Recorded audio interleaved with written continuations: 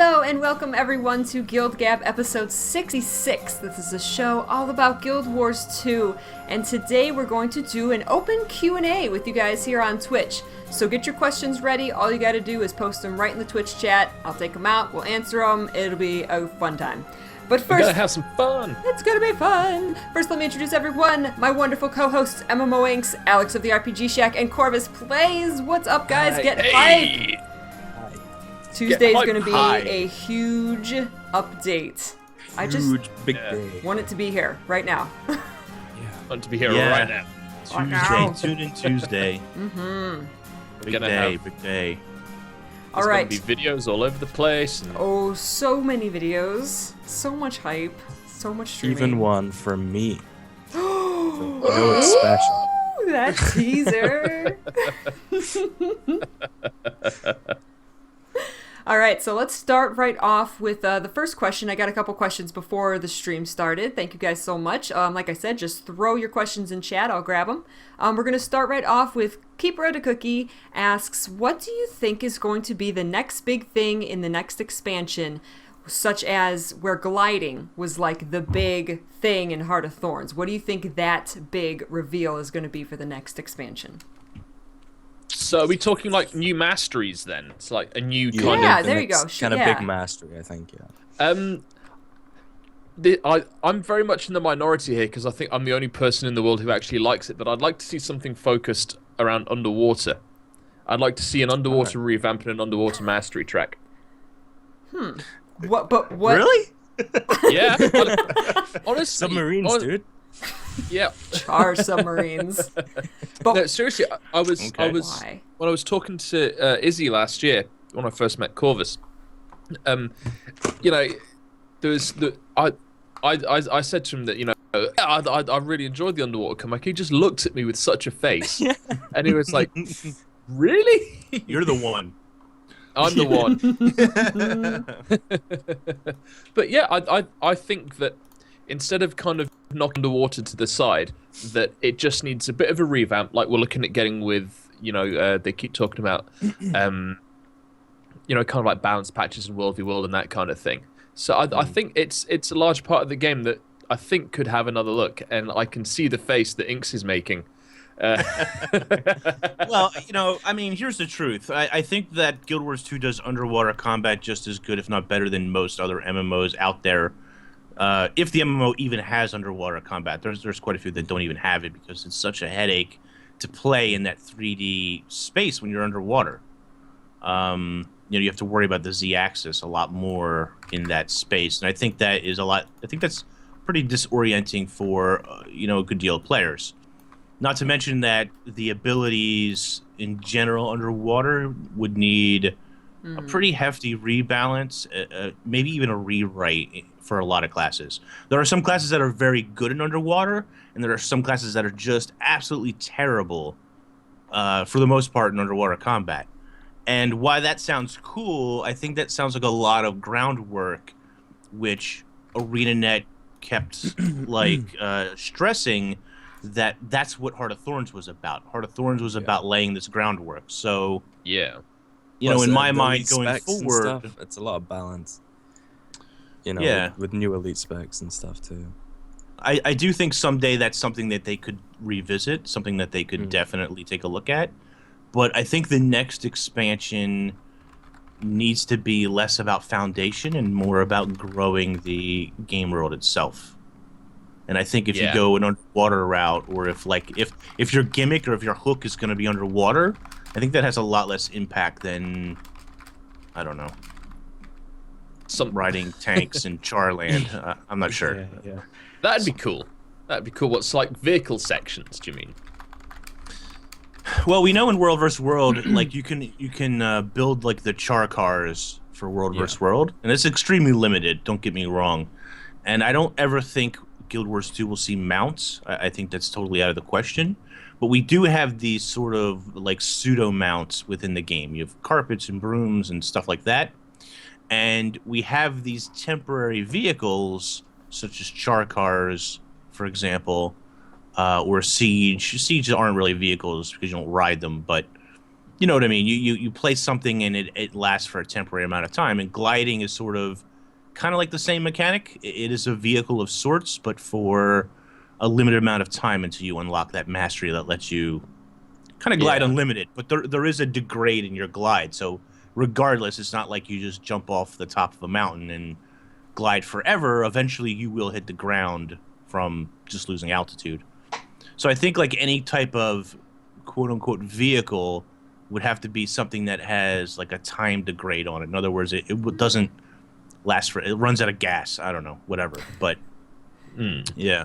I think they've already got the system for endurance for gliding. I think if we get any kind of new movement thing like that, it would probably use a similar system, something like a sprinting mechanic, or say we go to the Crystal Desert. I don't know, any kind of sand surfing thing that you could use like the winds to push you forward. Worms. I don't think Riding worms. Yeah, absolutely worms. Worm. I mean, I think anything we get will probably stay within the realms of that kind of fantasy thing. I think less on the whole technological side. So like, yeah, the Char have cars, that's fine, but I think it'll probably be something more kind of, I don't know, using natural resources like the wind, like gliding does, or just generic downhill momentum or something, or sprinting. So I think vehicles are probably scaling cliffs. That'd be like rock climbing. Oh yeah, that'd be cool. Parkour, Guild Wars 2. So someone said in chat, worm riding. Well, you could actually do that in Nightfall, couldn't you? Yeah. In the fight, was it the Jujundu worms that you could ride in Desolation, which I thought was really, really cool.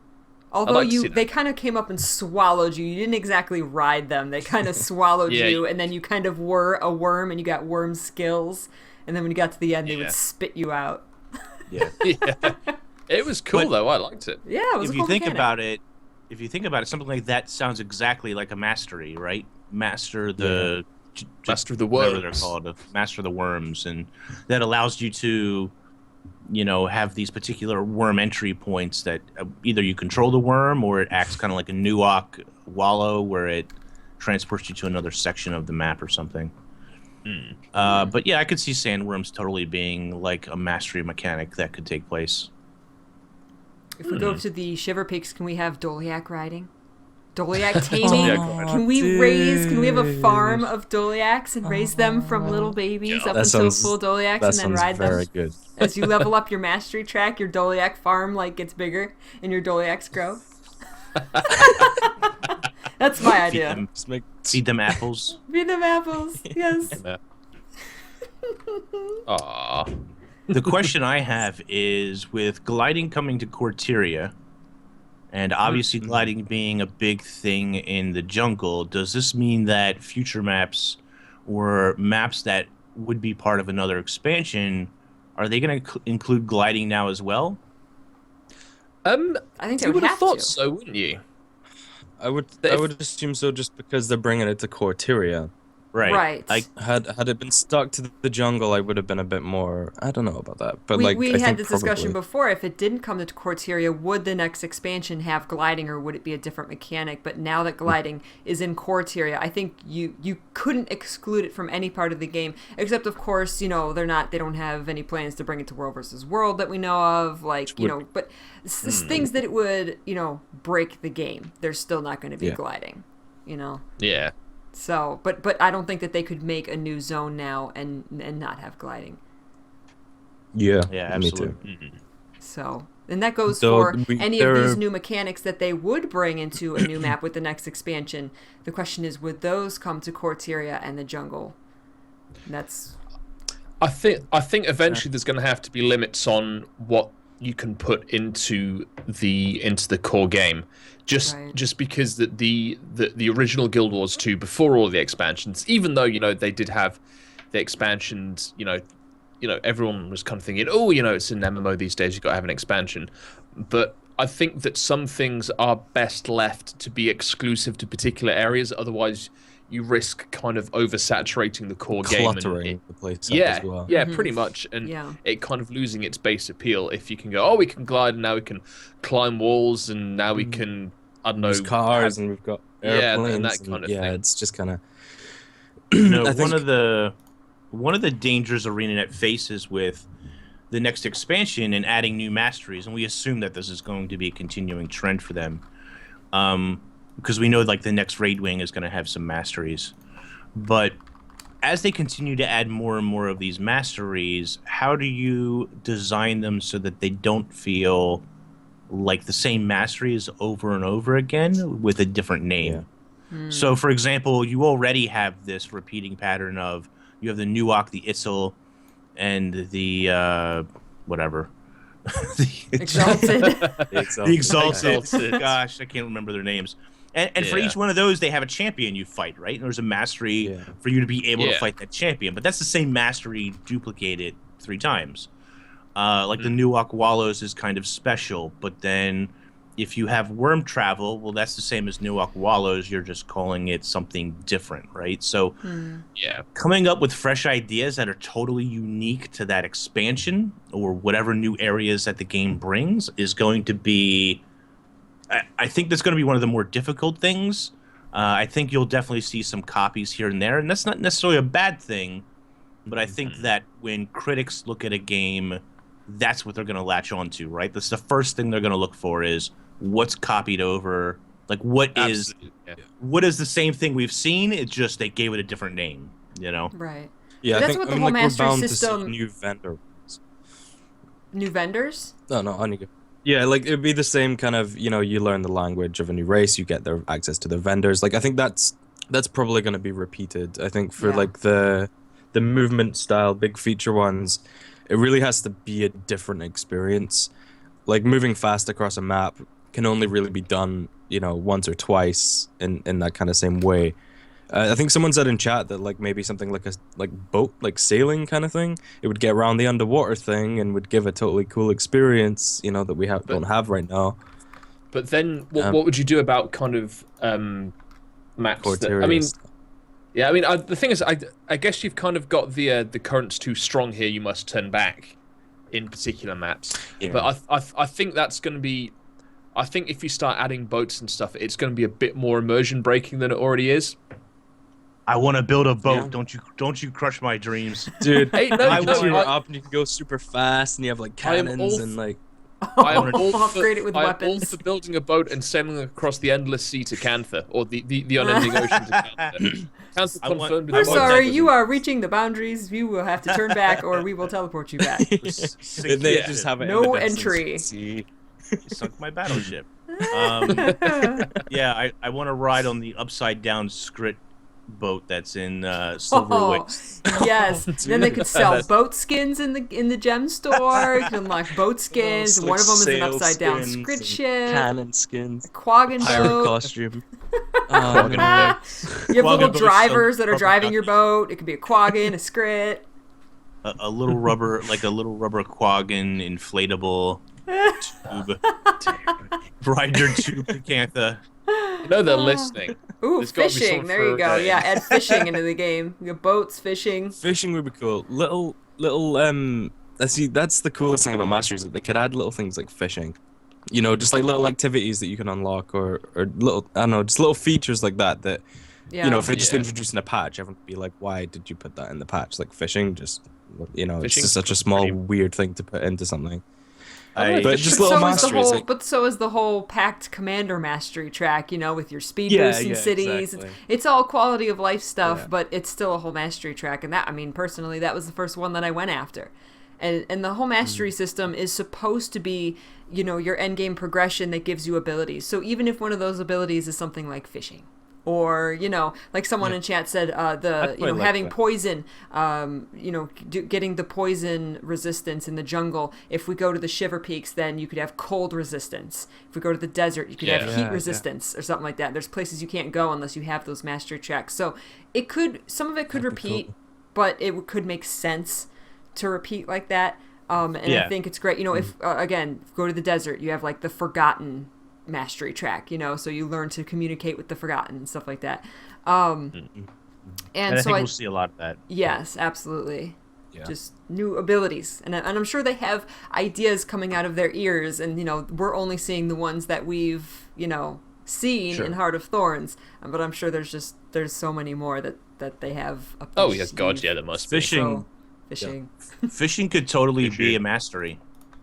You I would just fish. learn. You learn the. I mean, you could make it a crafting profession as well, I suppose. But really, if you think about Yeah, I it, see fishing that. fits into mastery pretty well. You learn how to fish, and then you just go and you double click on water or something, and you pull out your fishing pole and whatever. But What'd be the point? What would you get for? well, cooking recipes. There Yeah. aren't any cooking recipes that involve fish right now. ArenaNet's kind of left that pretty wide open for that sort of thing. So, I mean, there is the grand possibility of adding fishing at some point. The question is, do you want to make fishing a mastery, which I think is a Yeah, see, that's what I possibility, was thinking. or Yeah. It could. Do you wanna I add would be another fine with it, but I crafting- think maybe a lot of people wouldn't be. I mean, if you add another crafting thing that is fishing, you have the ability of fishing, which most crafting disciplines don't. Like, you don't go out and armor smith. Like, you go to a station and armor smith. You wouldn't go to a fishing station to fish. So, like, there could be this aspect of creating different lures and crafting things that way. But in the end, I think fishing makes more sense as a mastery. That you then take those fish and it's added to cooking, or I don't know, giant fish statues or Fish whatever. back piece. Describing. Fish mini. Fish Fish back- glider. You could have like fish scale armor and weird Ooh, fish yeah, weapons. there you go. and Something like just to make it a bit more versatile, I guess. Maybe you could use the fish to make a pond in your guild hall or something. Oh, You fish go fishing decorations. every day in your guild hall. Get a random fish. It's tied to your magic find. So the higher your magic find, the rarer The better fish you fish get. you have. Catch a shark or something. Oh my God. There's a lot of possibilities with fishing. WoW used to have this like seasonal fish. You can only catch particular fish during certain times of the year. You can only catch particular fish at night. You can only catch particular fish during the day, depending on whether it's day or night in the game. You can fish up chests or soggy bags that have particular loot in them, back pieces, miniatures. Oh, that's a cool idea. whatever. That's a cool idea. So there's a lot of possibilities I like it. for something like that. I like it. We went from master tracks to fishing, boats, Fishing. Fishing. fishing. Wait, Kirito says he wants a dolphin pet. Interesting. There was in the original beta, there was a whale. Rangers used to have a whale pet, and they got rid of it for whale? launch. Oh, Yeah, really? That'd have been cool. Oh, I see what you're saying. Yeah, no, I had myself. I found myself a whale in Kessex Hills, and I had no idea about that. yeah, it was. Oh, I Rest love in my whale. peace. Probably useless, but hey. You would have never used it unless No, it I had wouldn't. wheels or something to go on land. No, you have sharks. Like, you have sharks and jellyfish that are underwater only. Yeah. Yeah. Let's see. All right. So grab another question here from Aralicia. What do you think about the common community demand to split PVE and PVP skills? Balance, I think. Yeah, would it's very much benefit from being split. yeah, it's a great idea, and it I'm of the opinion that it needs to happen, mainly for the reason that it worked so well in the original Guild Wars. Mm-hmm. That it's kind of weird that, as far as I understand it, the Guild Wars 1 started out as a PvP only game, and they focused on making these little arenas literally for guilds to have wars. Yeah, I think that's how they but- started. The development started like that. I think. Yeah, Their goal yeah, was to make absolutely. a PvP game. And as time went on, they they realized, oh, we can do a little bit of this, we can do a little bit of that, and then it suddenly turned into Guild Wars Prophecies, and I remember when I was playing, there'd be PvP patches that would alter particular skills in PvP that would make some builds obsolete, and other new builds would come through and develop it and become counters and that kind of thing. So there was always a constantly changing PvP scene in Guild Wars 1, whenever they created an update, which I thought was really However- interesting. But oh, go on.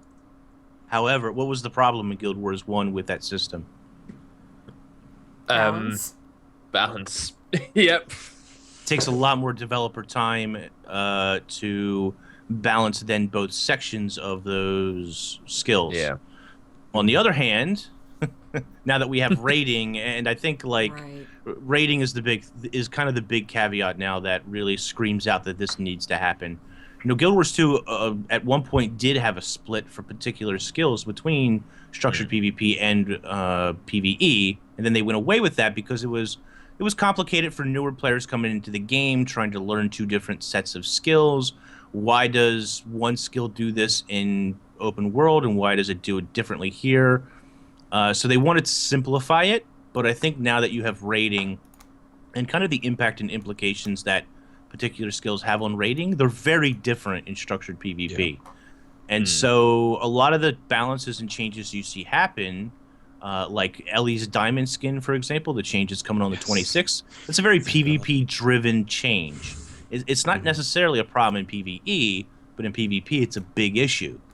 And so I think we could see a split eventually. I don't know when or if this is going to happen, but it's something I would like. I think a lot of people at this point would like to see it happen because warriors are another good example where in PvE they're not in such a terrible place, but in PvP they're not in a good place. So that balance becomes more difficult.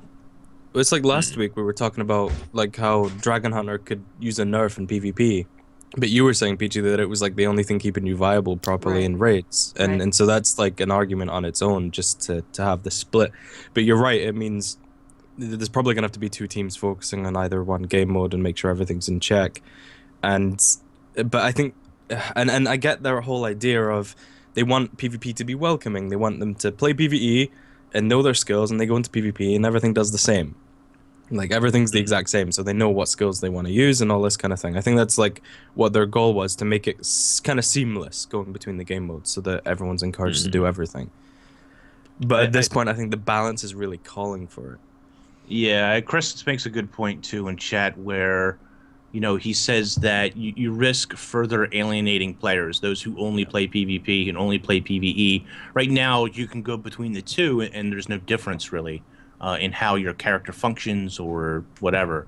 If you start to split them again like it was previously, then you start to kind of alienate those players a little bit. But didn't Guild Wars 1 start out like that, and then they eventually split PvE and PvP balance? I can't remember if it started out like that. I don't think I was playing at that point. I'm not too sure. But they balance it now for pretty much for PvP, right? Right. Like that's their focus. Mainly, yeah. Just because they would separate the PvE and PvP, it doesn't mean that there would have to be these gigantic, drastic changes either. You know, you're saying if you hop between game modes, you know, your character is going to function differently in one game mode or the next. Like, you know, they're talking about, for example, you know, Dragon Hunter, they're nerfing the Test of Faith and the burst damage. They're only changing it from 60% to 50, but if they kept it as 60 in PvE and put it down to 50 in PvP, that's not, you're not gonna, it's not that so big of a deal that you're really gonna go, oh my gosh, my gameplay style. Now some of the classes did get much bigger nerfs, but you know, it doesn't have to be so drastic. But it becomes at what point, you know, if they would start doing that, if they would split the two, even if it started small, at some point it would get to be such a huge beast that you're looking at, these two completely different game types. Yeah, that's the issue. I think it runs the risk of things maybe getting more complicated. If they split the balance like that, we could see, I don't know, maybe new skills coming to PvP only or PvE only, and it might not happen at all, but it's more of a possibility when that happens. And so, you know, maybe 5 years down the line, we have that Guild Wars 1 problem of having, 10 million skills that you're not sure what you can or should or whatever. So I don't know, it's kind of, I understand why they don't want to. They want it to be like the seamless thing, and you're right, there wouldn't be that many changes. There would be like how many targets it hits maybe, and a very slight damage change or something like that, or like a stun duration, that kind of thing. So the skills will all do kind of the same thing, but I'm sure I heard somewhere that they wanted to keep it seamless, and that's why they kept the balance the same. But I think at this point, pretty much everyone would rather a split in the balance. All right, moving on. Atomic Samurai Robot asks, in the vein of Peachy's epic rant on the compact button, as well as the useful item toggle, what quality of life changes would you guys like to see done to the UI in the game? Being able to move things around. Kind of like that free move kind of thing. Right. Yeah. Just be able to move my Customize. health bar somewhere, or Yeah. Guild Wars 1 style. Scalable. You know, just move anything. Or, Moving is scalable. It's slightly scalable now. You can choose I think there's Small, 4 or 5. normal. I mean, it's small, but the Freeform, option freeform is They should there. at least add very small, please. That'd be good. Yeah. Yeah. It's weird. I'm so used to the way things are right now. I'm not sure that I would actually change very much for myself. Yeah. But I think for a lot of players, having that option to move different elements around and to size them to whatever size they like, hugely important for players of an MMO in general. Yeah. I'd like an option to completely get rid of the chat box. Yeah, because even if you hide it, it's still the text still appears. You know. Not that I'm calling the entire Guild Wars community a bunch of window-licking keyboard smashers. Do you not have tabs? You could make a new tab, not check anything. Somehow that they you always don't- get around it. But mainly it's because I forget to change it when I log in. And then when I'm in the middle of recording a video, someone comes on the thing and goes, Hitler was right! And I'm just like, Jesus, guys. Yeah, fair enough. That map chat, though. That map chat. I just I'm want sure- my inventory window to stay the same size that I Yeah. set it at. Yes, good. absolutely. It's funny because that was a weird bug that was introduced Yeah. at some point almost a year ago, and they sort of fixed it for a little bit, but then it always seems to come up. Every day that I log in, my inventory is a different size. I don't ever I just don't move even or see it change anymore. It's just like systematic. I open my inventory and just resize You're it just straight like- away. I don't even. Like, Yeah. it's this again. Yeah. I'll even change characters because character swap all day long. I'll come back. I'll set it. I'll switch to another character. I'll come back and it's like reset again, and I'm just like, oh my gosh. I mean, it's a small little thing, but but still. Yeah, moving the UI. I'd like Probably to the be able Probably to the do biggest one. Do you know what I'd love to do something more interesting with the dodge bar, because I thought the dodge bar looked perfect in beta, but the problem was that you then had your buffs above your health pool, and so they ended up stacking like on top of those, so it looked a bit silly. too much. But yeah, but I'd like that back. I'd also like back the font that they used in beta as well, because that looked really cool and in line with what was going on. And there was like the loading bar on the splash screens, and it gave you like little kind of tips and bits of information about the maps you were coming into. Yeah, so There just seemed no need to get rid of that. I just thought it was a really nice little touch, and they were just got like rid bonus lore, you know. Can't go wrong with that. Slint said he would like his health orb not to be an orb, but a bar. Like an actual health bar. Yeah. health bar. It'd be cool to have that option. I love the orb, honestly, but it would be cool to have that option. I think I think that would be kind of interesting to see what they do with that, because essentially the whole character UI is based around the health orb. Yeah. So unless they gave you like options to move it about, just separately. Just the orb. Yeah. Yeah. Yeah. But hey, Maybe this that is could all be a kind new of picky mastery, stuff, you know, isn't it? UI mastery. And then you can move stuff around. To go back into cough. Next question. Keeper to Cookie asks, if you could change the way the gem store is, how would you change it? That's The a thing really is, tough it's like- question. I've got an answer to that, but the problem is that capitalism and economy doesn't work that way. Listen, Inks is the already amount on of this. the amount of money I could print you, ArenaNet. We could just print money together. Let's Yeah. just, Do you just let's want my make bank it details happen. and just take what you want every month? Listen, sales. Every week there needs to be a sale. I don't care what is on sale. Every week there needs to be a sale on something.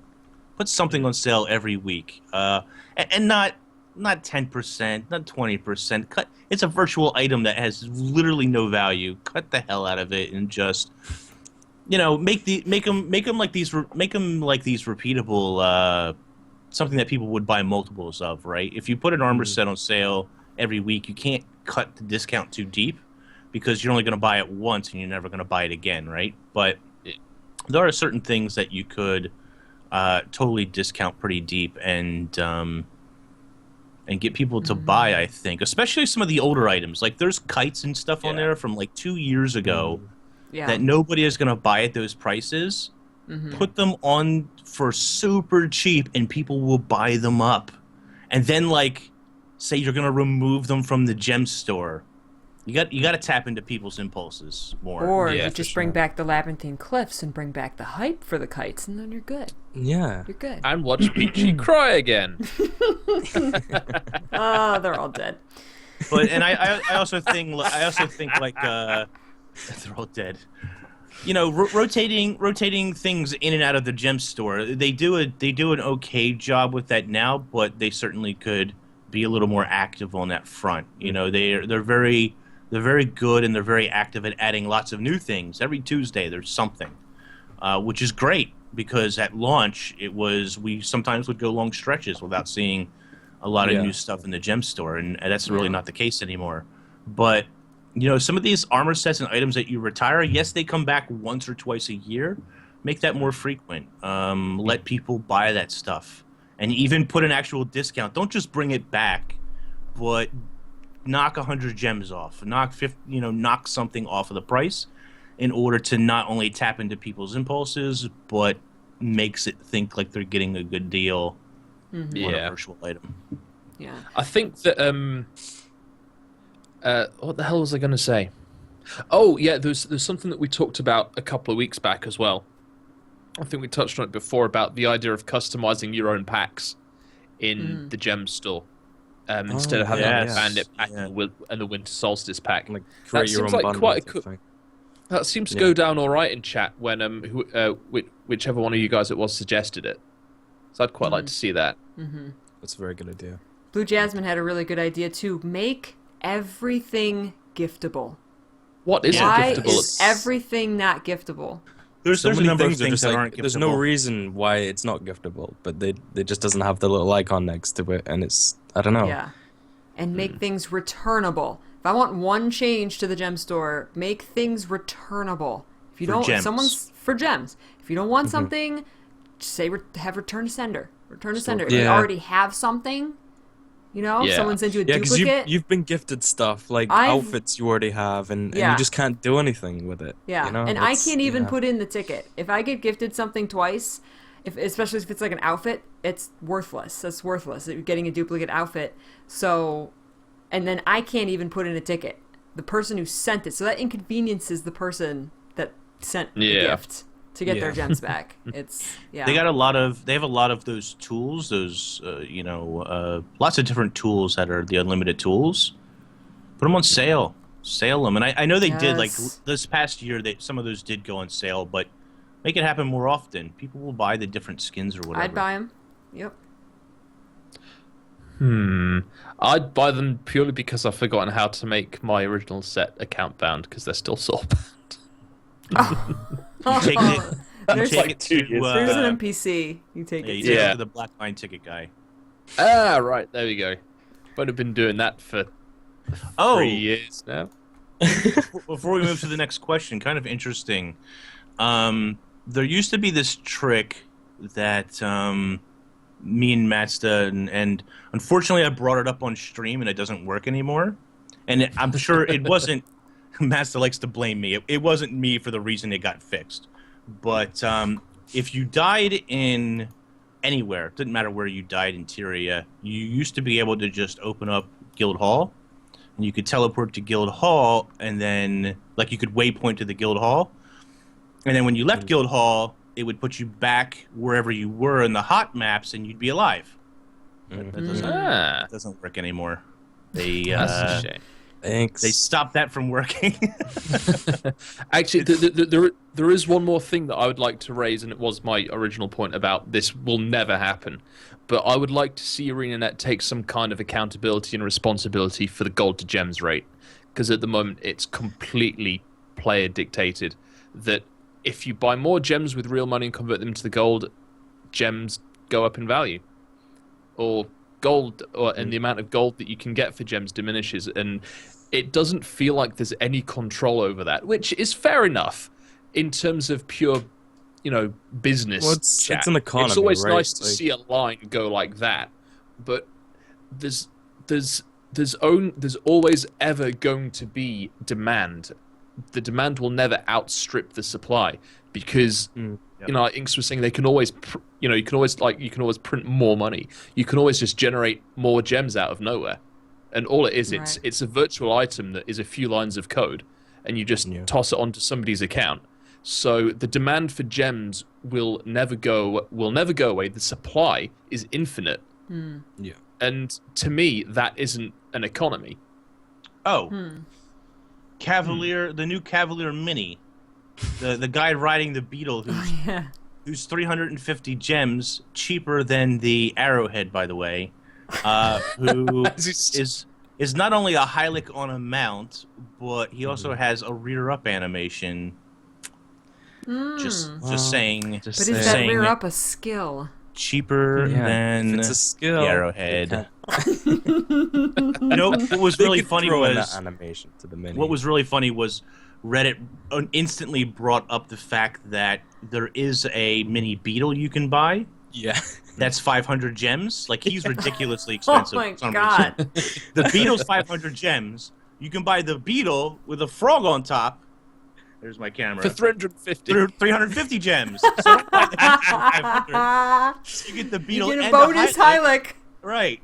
For cheaper. There seems to be no kind of logic behind the pricing. It's weird. Yeah. But this is Some kind of consistency would be good. This is kind of exactly my point, though, that regardless of, how in demand or whatever a pet is, if someone wants a mini pet from the gem store, you'll never get an error on the trading post going, "Sorry, we're out of gems." Yeah. You're going to have to wait in line until someone's converted their gems into gold, so you have a limited supply of gems for you to be able to buy. Right. Mm-hmm. That's how the Guild Wars 1 dye system worked. People and materials. People And would actually sell their yeah. materials to the vendor, and then prices that vendor fluctuate. would sell them back to the players. And you could go and they would say, "Sorry, we don't have any black dyes right now," and you couldn't buy black dye. It's funny, but I actually prefer the collection minis. Like, so there was mini collection 1, mini collection 2 that you bought this it's like opening a pack of Magic cards or Yu-Gi-Oh or God, yeah, whatever. we've not seen those in years, have we? And there was only 2 sets so far. Whether they'll ever do a set 3, I don't know. But they moved to this system where they start to do individual minis. And I actually think that you could maybe... I mean, you could buy and sell them on the trading post, so maybe this isn't actually true. But I think you could actually kind of make more money if you did a blind grab on those minis rather than sell them for 350 gems. Maybe... Plus, I don't know. Maybe made they it have an metrics achievable that thing. says not true, but... You could complete, set 1, it was a thing that people wanted to do. That could... I want to get all of the minis you can. Well, you get a title I got the for Holo Set 1, I got the Holo Set 2. Yeah, and you can't do that anymore, basically. I don't even know. I'm sure they maybe brought it back, or it was like a rare drop, like a Set 1 thing or something. They did very in, briefly... Like lion chests or something? They occasionally bring back Set 3 into the Black Lion chest, but... There was 3 sets, Yeah. You But get those mini eggs. Yeah, That's the mini true. eggs. But that's still that single thing. I like the idea of buying a 3-pack, and maybe I'll get a rare one, or maybe I'll get, The thing is, getting a rare one in the pack is alright, but getting one from the gem store, I think, isn't.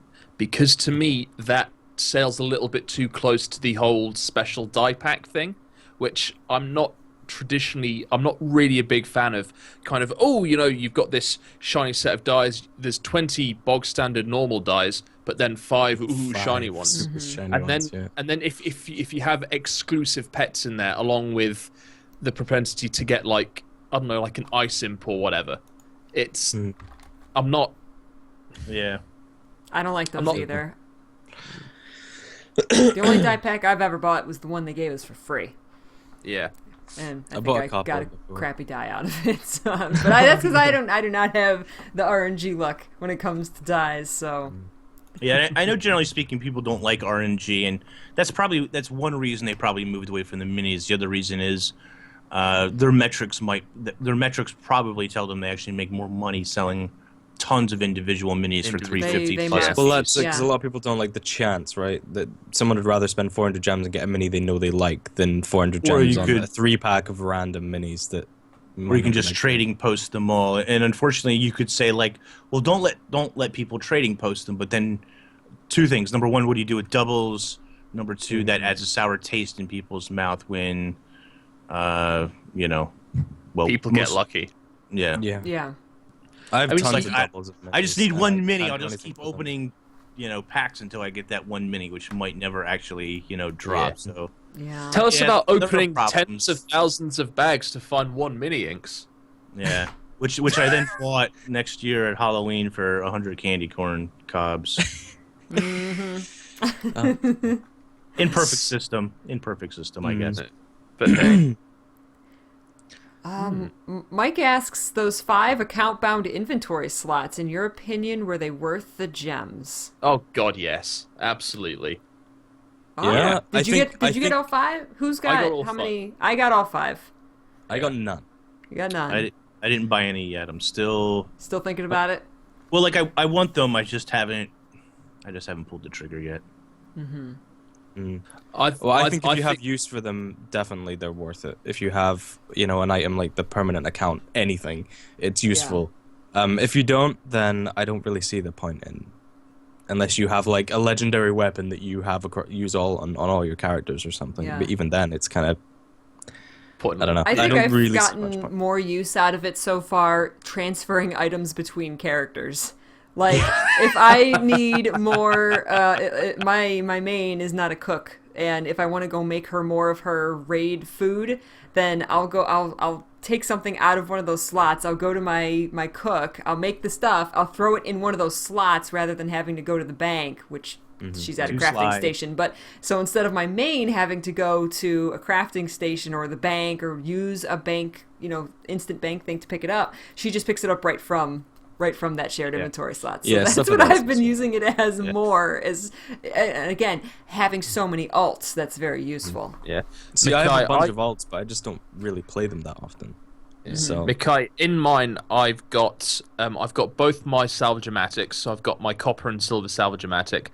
I've got my captain's airship pass, and then if I'm not planning on doing anything, it'll be like merchant trader or Black Lion Express or one of those kind of standard kind of annoying items you get in Black Lion chests or your achievement chests. But if I'm focusing on something in particular or want to explore a particular place, I'll drop like crowbars or machetes or bandit chest keys and that kind of thing into them, just so I can just go, you know what, I fancy playing my necromancer today. I think I'll just go and do that for a little bit.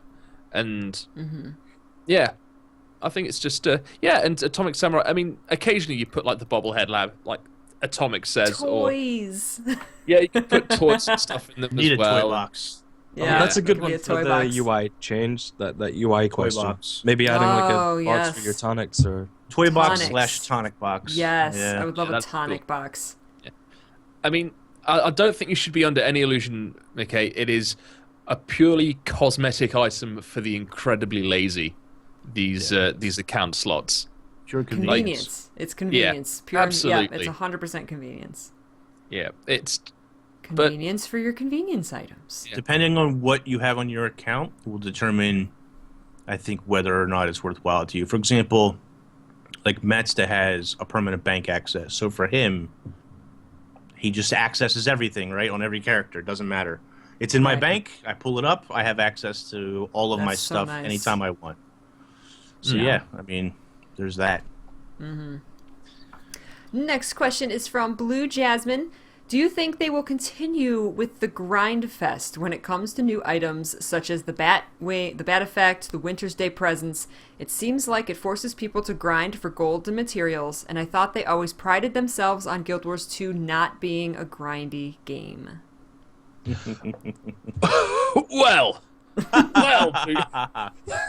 let's sit down and let's talk about the original manifesto from 2010. Doesn't hold any water anymore. It was a wonderful idea. It was a really great idea to say, hey, look, we want to make an MMO that gets rid of all of the classic kind of tropes. And to be fair, aside from maybe legendary weapons and a couple of the big end skins, like Infinite Light and that kind of thing, it was largely true. Like, Guild Wars 2, 95% of it, core Guild Wars 2, was not grind. And I think people forget that these days.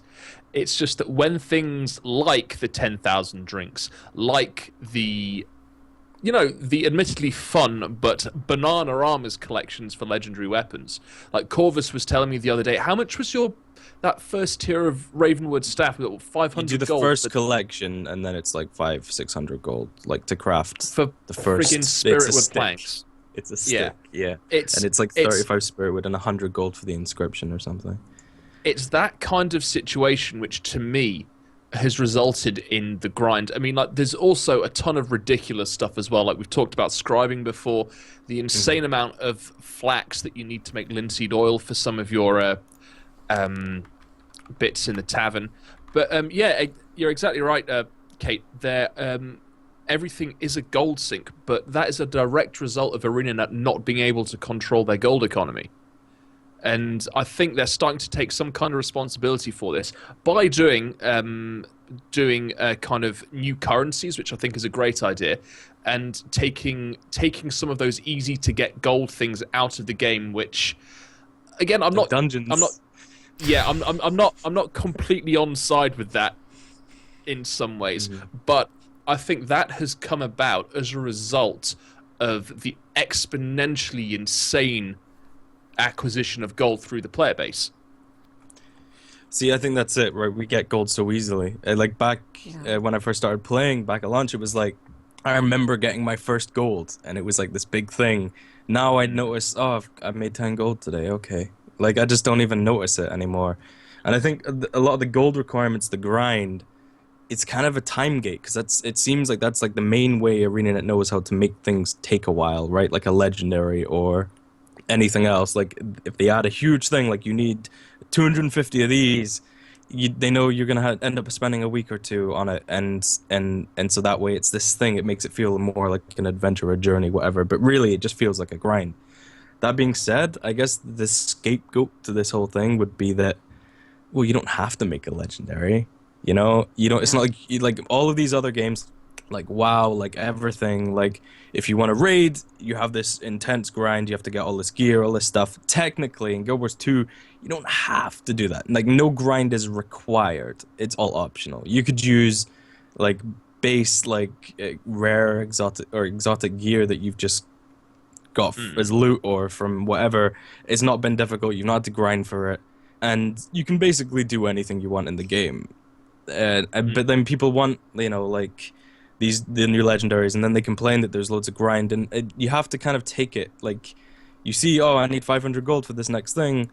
Like, yeah, it sucks, but at the same time, like, you're choosing to do it, Yeah. You're kind of signing up for that. That's a good point. There is grind in Guild Wars 2, right? There just is, but there isn't very much grind, if any, that's really required of you. So I don't know how much you can really. I think it sucks that the only way they know how to make things take long is by adding a huge gate of gold, basically. I think it'd be cool if they did other things, or just like, oh, you can only do this once a day. Good luck getting 250. Like that sucks. It's really kind of basic and really uninspired, really. But it's kind of how it is, and if you're choosing to do something, you kind of have to accept what you're choosing to do. I would totally welcome different methods to extend things and to make it more, I don't know, detailed rather than just having these. Okay, right. See you when you've made 1,000 gold. Right, right. And I'm still trying to get my Winter's Day presents shoulders, and it is at the point where it's a gold sink, right? It is. Yeah. It's just how much do you want to buy more off the trading post? I still believe that.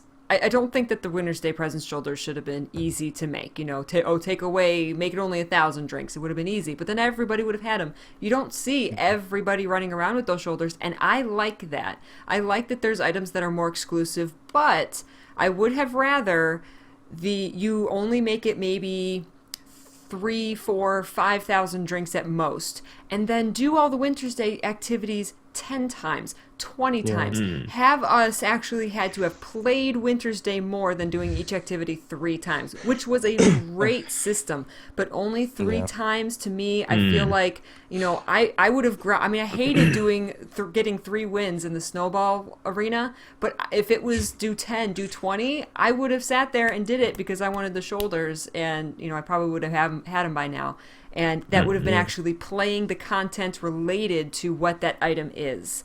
So that's I don't think it should have been any easier to get, but I think that should have been changed to actually, rather than a gold sink, play the content more. And yes, you could just play the content to get gifts, but you had to play, but with the 10,000, you had to play so much of it. Oh my God. So, that needed to be balanced a little better, I think.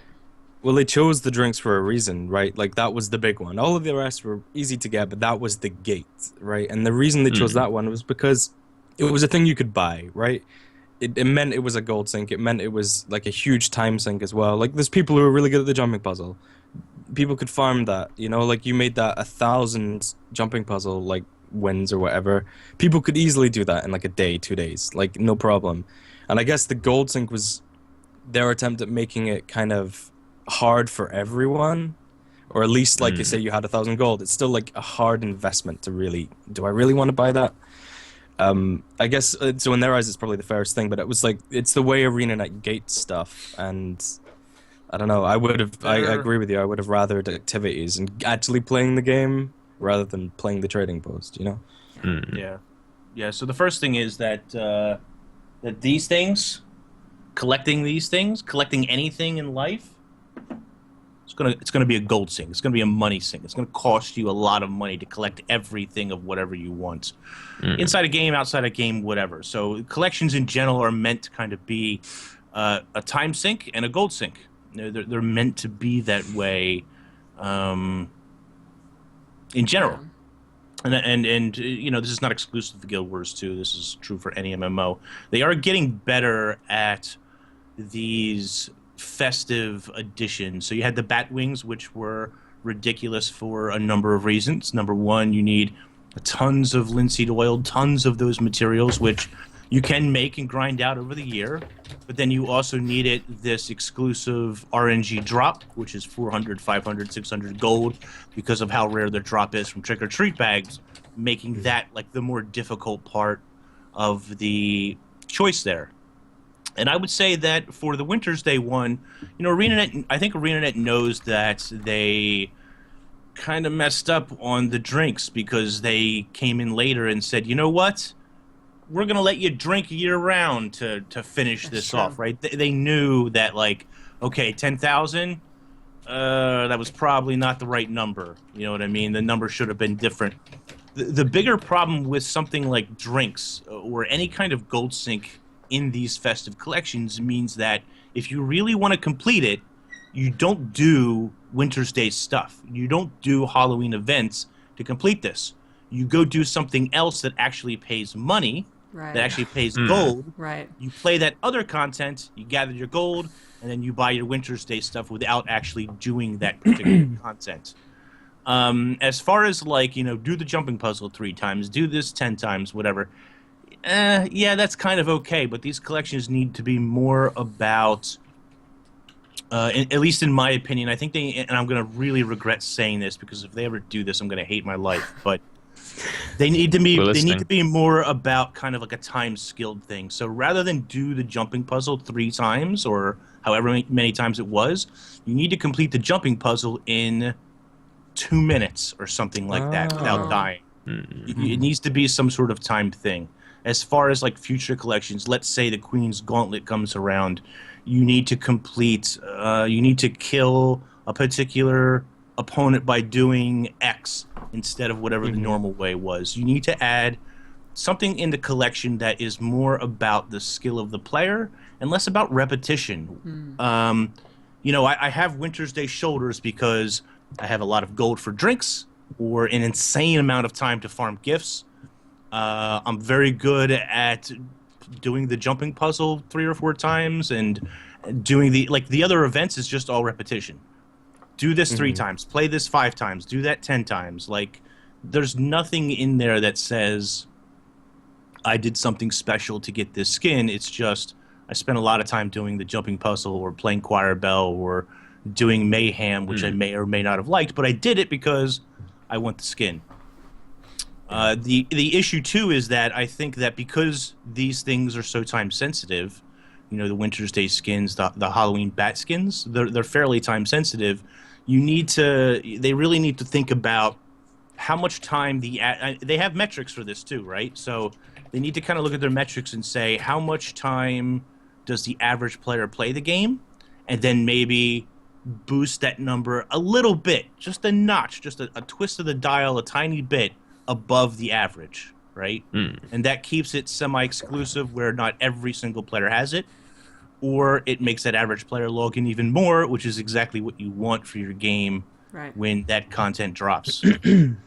What they need to do is bring back the multiple tiers or multiple colors of items. If, say, you know, if you don't want to do the 10,000 drinks, the gold sink, or the time-gated puzzle, you know, you can get an easier, there's a couple snowflakes just coming down around your head, but if you go the extra mile, if you are that quality player, or if you just have the cash, which they succeeded, there was people who had the shoulders on day 1 just because they sunk 1,000 gold or 700, whatever Brazil. it was, right, into the trading post, which is what they want. They want, you know, the rich players to just get rid of their money somehow. So that was a success. Then they get the whole body version. Bring back the colors, like Super Adventure Box. If you completed All Super the Adventure Box, tribulation modes. you could get a weapon. It was not hard to get a weapon, but if you wanted the yellow weapon, the gold weapon, you had to be tribulation mode. So have different tiers, so you give something to the players who just want to do the content, you know, fairly casually, maybe a little bit above casual, but then you have the prestige version, even if it's just a different color. People will go for that prestige version, and that can be your gold sink. Yeah, agreed. And someone mentioned in chat the Liadri thing. I think that's a perfect example of what you were saying. It's like this super hard content, and you got the mini if you were good enough to do it. You know, it wasn't necessarily a time thing. It wasn't, and I really liked that. The mini is cool. Like, I really liked it. The mini's cool. You know what's cooler than the mini for defeating Liadri and doing all the whatever? Her smoke effect. Her smoke effect is way cooler than any mini could ever be. And I love minis. But now that they're on this track of infusions, the chalk egg infusion, which is ridiculously expensive, only works in exotics, which is a separate problem altogether. You have the raid ghostly infusion, which does go into ascended gear, which is awesome. What happens when you beat Liadri or a number of boss that has, you know, she has this smoke effect, right? Those effects is what players, not every player, but a number of players like to see something special in their character. It's cool to have a mini that follows you around, and some people will notice it and they'll enjoy that, but having a shiny effect, having a smoke effect, a snow effect on your shoulders, bats that fly around you, etc., I mean, that's what players are looking for. That's why they want it, because it specializes and makes their characters look special. All right, we have time for one more question. I'm sorry we don't have time for more today, guys. Obi asks, how do you think or hope that the whole Elder Dragon conflict will end? What would you like to see be the big bad after the dragons? I think that, well, I I know how I'd like Guild Wars 2 to end, and that would be a fight between Primordus and the Great Dwarf, which would be, which I just think like Yes. go full out Godzilla at the end, where like Primordus taking on the Great Dwarf, kind of, somehow Jalis is, Stone Jalis is channeling him, or some weird dwarvy lore that I've kind of forgotten, but I just think that would be cool, and just it's got to be something like ridiculously fantastic to end with, and I think bringing the bringing the Great Dwarf back into it, because all that predates like the human gods and that kind of thing. I think the human gods will have to come back into it at some point, or I should hope so. A lot of people are saying they want Palo Joko back, which I don't think we're going to see Palo Joko as like the ultimate finale, but I certainly think as we start to head towards the Crystal Desert, whenever we do that, we'll start to see Palo Joko's influence, because now all of Alona is controlled by Joko's undead army. And for those of you who are paying attention in Season 2 of The Living Story, you'll know that Tarai Ossa led the old Alonans up into the Crystal Desert to try and do all that weird gaudy magic type stuff, and failed miserably. Rest in peace. Rest in peace. Yeah. Because he was delusional. Yeah. I want us to break the world by we've defeated all the other dragons, and that just like breaks magic. It breaks everything. And we have to like go on this, I guess it would kind of start a new journey. Guild Wars 3 starts with our journey to fix the eternal alchemy. How do we put the world back together? I want to end with sorry, you screwed everything up. I think eventually we're going to get to this point where Timey is at Ratted Novus. Yeah. Yeah? Okay. Yeah. I'm terrible at names. Anyway, she's got her super Asura computer now, and she's finding the weaknesses of all the dragons, or inspiration hits you and you find the weakness of the dragon, however you discover it. I think that like right now we're just on the warpath, right? You kill a dragon. When are we ever going to fail at killing a dragon, or when is it going to dawn on Timey to let us know that killing the dragons is not such a good idea? Like, so far we haven't seen this poor side effect of what happens when you keep killing them. But, I want to see a lot more side stories that have to do with maybe Queen Jenna or Anise, or that locket that was supposed, for some reason was brought up. Yes. I'm very much attached to the Asura, so I want to find more of these hidden cities that actually have stuff in them and are meaningful. I like that kind of lore stuff. I think that there's a lot of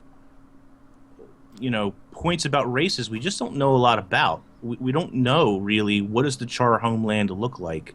I mean, we kind of know, right? But it would be cool to see more of that. It would be cool to see the origins of the Norn and the Coden, for example.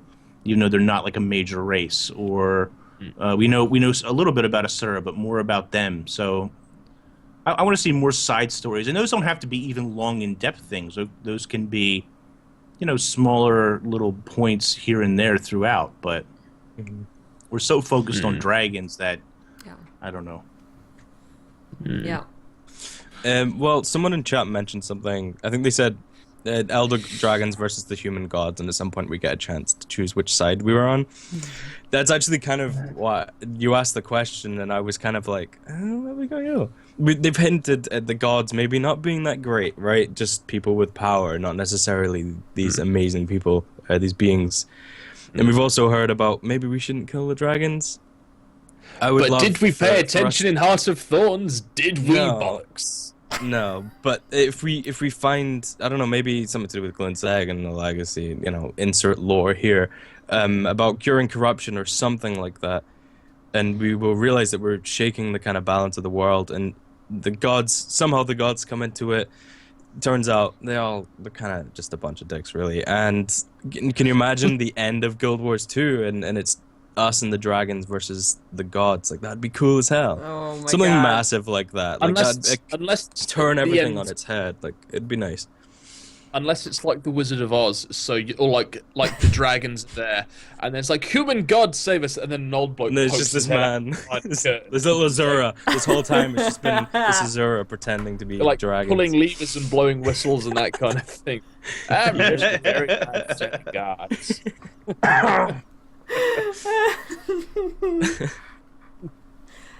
Yes. All right, guys, we're going to wrap up the live show there. Thank you so much for watching. If you're watching live on Twitch, please stay tuned. We actually have a gem giveaway for you guys right here, right now. So stay tuned. If you're watching on YouTube, please join us live every Thursday at 1 p.m. Eastern on Twitch, and check down in the description below for that link, as well as links to all of our channels, and check out our Guild Wars 2 content. We'll see you guys next Thursday, where we will be talking about the January 26th update. Woo! It's gonna be good. It's gonna be good. It's gonna be good. See you next week, guys. Take care. Bye-bye. Bye, guys. Bye.